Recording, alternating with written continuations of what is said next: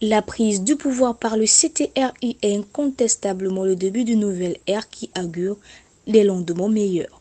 Pour ce petit pays d'Afrique centrale qu'est le Gabon, le refus clairement exprimé par le président de la transition, le général Brice Clotaire Oligui-Nguema, de prendre la tête de la Grande Loge du Gabon.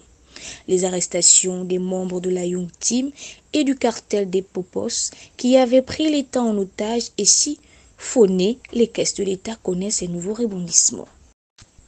Le maître vaudou ex-tout-puissant directeur de cabinet d'Ali Bongo, Meïssan Akombessia, dans une correspondance datée du 28 février 2024, notifiait sa démission au nouveau grand maître Jean-Denis Tsanga, alléguant des problèmes de santé, des difficultés de récupération à la suite de son AVC d'août 2016.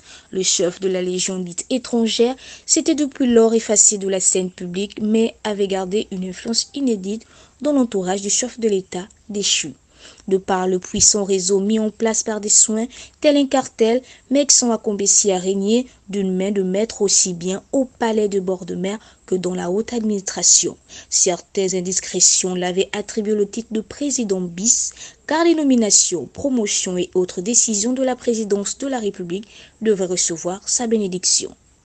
Avec l'arrivée du CTRI, la donne a changé, ses poulains sont désormais évincés du cercle de décision. Mieux, ses congénères gabonais d'adoption qui avaient pris le pays en otage et ce via l'ésotérisme sont aujourd'hui locataires à la prison centrale du Gros Bouquet et semblent impuissants et neutralisés par les mannes du Gabon.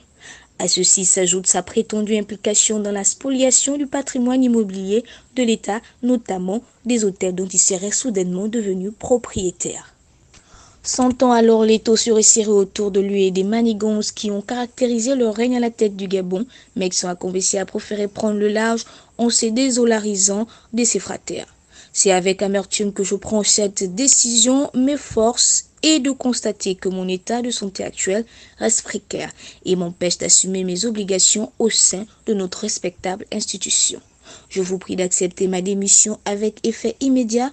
Maladie ou pas, la justice devra prévaloir, surtout si on aspire à un nouveau Gabon dans lequel les comportements déviants devront être punis.